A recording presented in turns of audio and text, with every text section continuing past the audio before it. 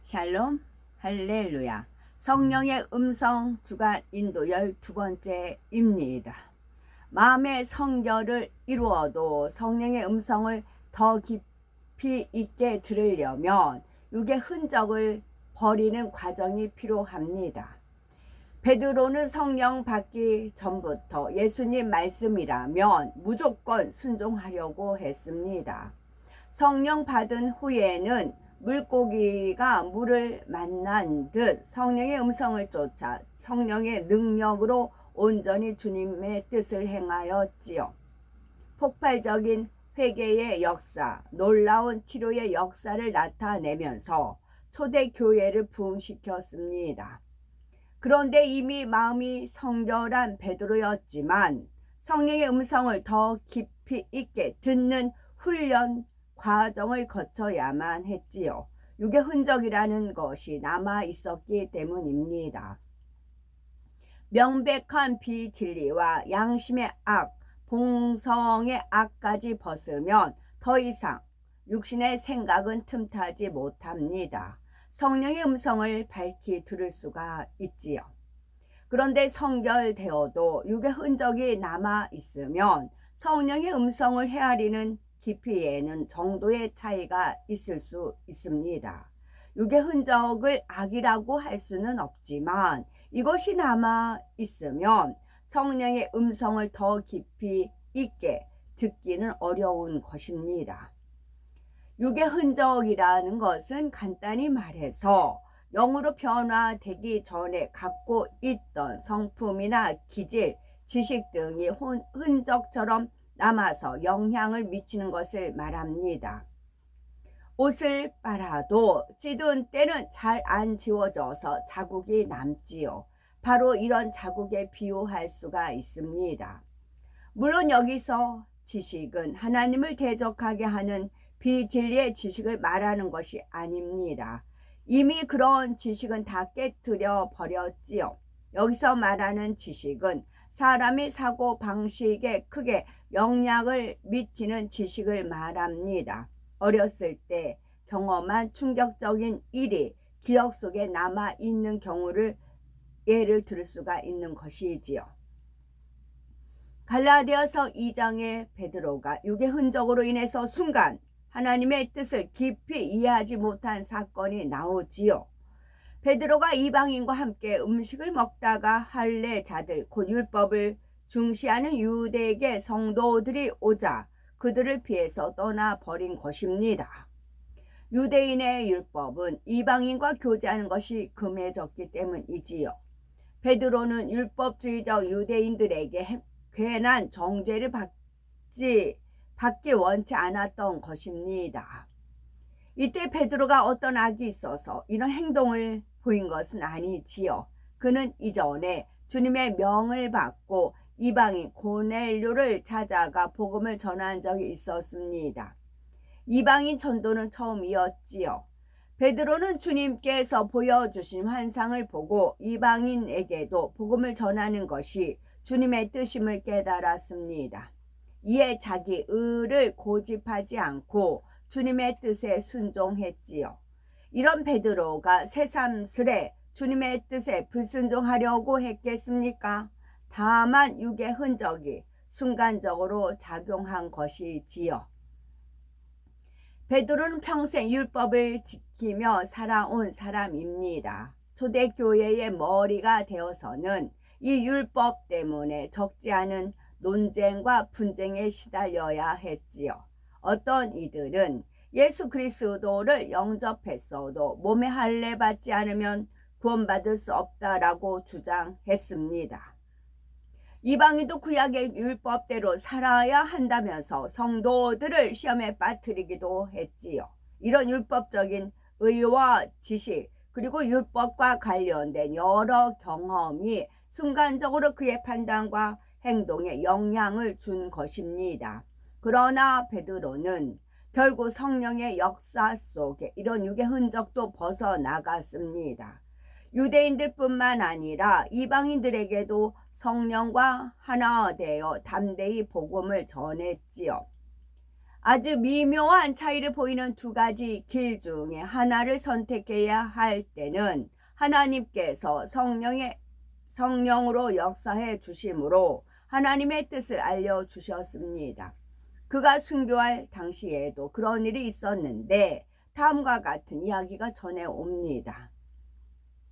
순교할 즈음 베드로는 로마에서 사역하고 있었지요. 당시 로마의 세속적인 권력가들은 대부분이 베드로를 싫어했는데 설교할 때마다 늘 거룩한 삶을 강조했기 때문입니다.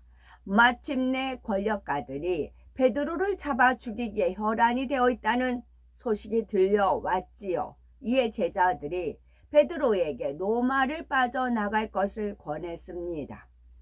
당시 베드로는 기독교의 대표적인 지도자였으므로 그가 잡히면 복음 전파에 타격이 크겠다고 여겼기 때문입니다. 베드로는 주변 사람들의 의견을 받아들여 로마를 탈출합니다. 그런데 로마를 막 벗어났을 즈음이었습니다. 눈앞에 주님께서 마주오고 계신 것입니다. 주님을 다시 뵙는 것만으로도 얼마나 반가웠겠습니까? 그런데 주님께서 베드로를 본체 만체 지나치십니다. 이에 베드로는 주여 어디로 가시나이까? 라고 여쭙지요. 그러자 주님께서는 베드로를 대신해서 십자가를 지러 로마에 간다고 하셨습니다. 이에 베드로는 가던 길을 돌이켜 다시 로마로 갑니다. 순교하더라도 로마에서 끝까지 복음을 전하는 것이 주님의 뜻임을 깨달았기 때문입니다. 그는 결국 붙잡혀 십자가 처형을 당하기에 이르렀지요. 자신은 주님처럼 십자가를 바로질 자격도 없다며 거꾸로 매달아 달라고 간청합니다. 이렇게 베드로는 겸손히 십자가를 거꾸로 지고 순교하여 주님의 품에 안겼습니다. 그가 로마를 떠나려고 했던 것은 육의 안일함을 위해서가 아니었지요. 주님 뜻에 불순종할 마음도 아니었습니다. 어찌하든 더 많은 영혼에게 복음을 전하고자 선택한 길이었습니다. 그런데 주님의 뜻은 더 깊었습니다.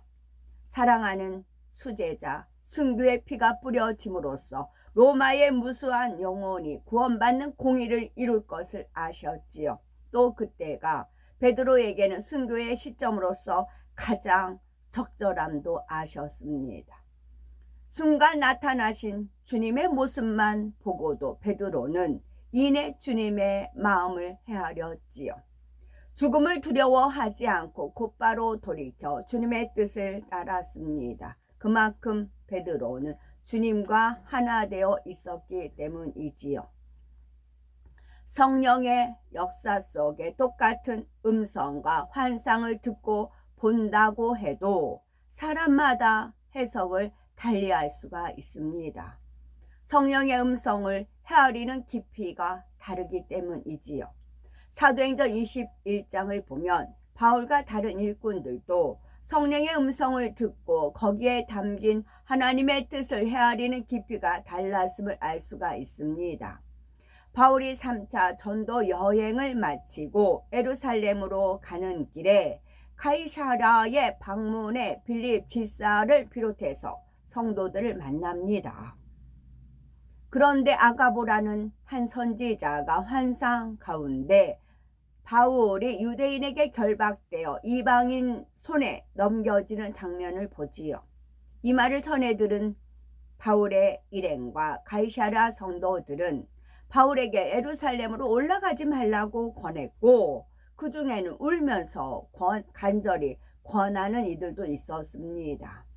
그러자 바울은 너희가 어찌하여 울어 내 마음을 상하게 하느냐? 나는 주 예수의 이름을 위하여 결박받을 뿐 아니라 예루살렘에서 죽을 것도 각오하였노라 하며 자신의 의지를 단호히 밝힙니다. 아가보는 전에도 성령의 주관을 받아서 전하에 큰 흉년이 든다고 애원했고 그대로 성취되었지요. 그만큼 성령의 음성을 밝히 듣는 사람이었습니다. 그러나 그가 성령의 음성을 해석하는 깊이는 사도 바울에게 미치지 못했습니다. 또 가이사랴 성도 중에는 유대인들의 핍박을 위해 예루살렘에서 이주해 온 사람들도 있었지요.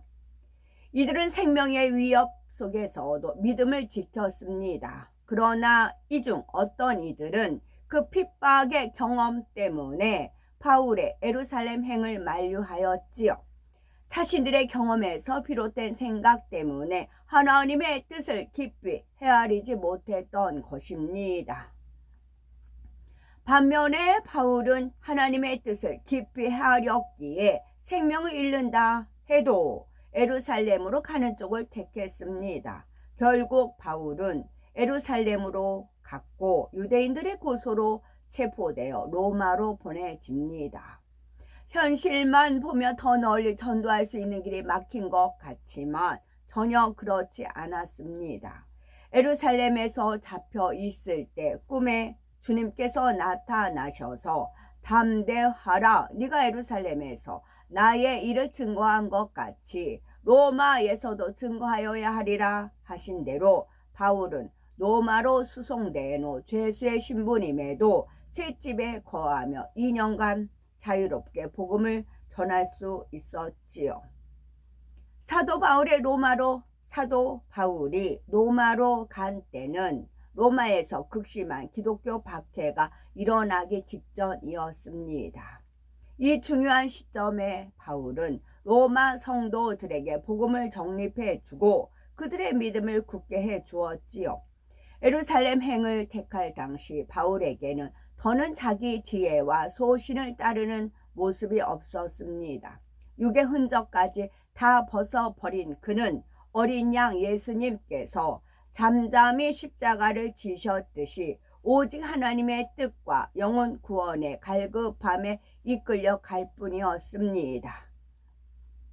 이처럼 육의 흔적을 발견해서 벗어버리려면 범사에 자기를 부인해야 합니다.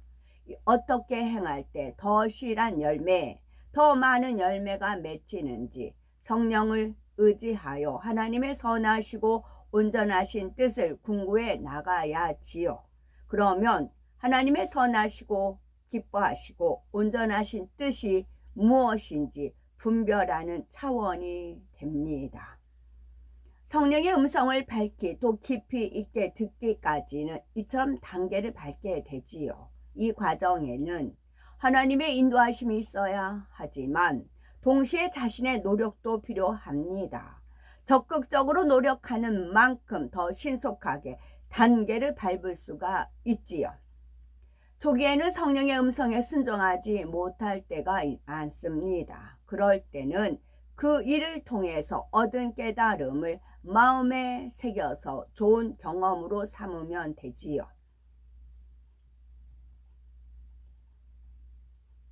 요한일서 2장 27절에 너희는 주께 받은 바 기름 부음이 너희 안에 거하나니 아무도 너희를 가르칠 필요가 없고 오직 그의 기름 부음이 모든 것을 너희에게 가르치며 또 참되고 거짓이 없으니 너희를 가르치신 그대로 주 안에 거하라 했습니다. 여기서 기름 부음은 영적으로 성령의 임재를 뜻하지요. 기름 부음을 받았다는 것은 영적으로 주님께서 보내주신 성령을 받았음을 의미합니다. 우리는 성품, 지식, 경험, 믿음의 분량, 삶의 환경도 각각 다릅니다. 그럴지라도 자신을 철저히 부인하고 순종하려 하면 성령께서는 이 모든 상황을 고려해서 가장 알맞은 답을 가르쳐 주시지요. 범사의 그 답을 밝히 드러나가심으로 형통한 삶을 사시는 복된 우리가 되셨으면 참 좋겠습니다. 너희는 주께 받은 바 기름 부음이 너희 안에 거하나니 아무도 너희를 가르칠 필요가 없고 오직 그의 기름 부음이 모든 것을 너희에게 가르치시며 또 참되고 거짓이 없으니 너희를 가르치신 그대로 주 안에 거하라. 이 말씀을 악용해서 많이 말들을 하더라고요. 근데 여기서 분명히 참과 거짓이 없으니예요. 그러면 그 마음 안에 거짓이 있어요. 그런데 거짓이 있는데 기름 부음이 돼서 그 거짓을 가지고 하나님께서 인도하실까요? 그 사람이 참만 인도를 합니다. 진리만 인도를 합니다. 그리고 이제 헷갈리는 경우가 있었어요. 말은 막 그럴듯하게 여러 가지 이렇게 좋은 말은 다 갖다 붙여서 말을 해요. 긴가 아닌가 이제 분별하기가 쉽지가 않더라고요. 그랬을 때 저한테 주신 답은 뭐냐면 저 사람한테 돈을 빼봐라 그러시더라고요. 돈을 빼봐라. 무엇을 사랑하느냐? 돈을 사랑한다. 이 사람이 돈을 사랑하느냐? 돈은 범사에 이용이 됩니다. 그것을 놓고 측정을 해봐라 그러시더라고요. 그 당시 그분이 강남 쪽에 이제 사무실이 있었습니다. 결코 돈 포기 못하지요. 그래서 정답을 찾았습니다. 돈입니다. 돈. 돈을 거꾸로 뒤집으면 돼지예요. 돼지 욕심꾸러기. 또 더러운데 뒹굴었다가 씻어주면 다시 더러운데 뒹구는 그런 돼지입니다. 돈입니다. 돈은 범세 이용이 되는 겁니다. 돈을 가지고 하나님께 영광을 돌리는데 써야 되는 것입니다. 아멘.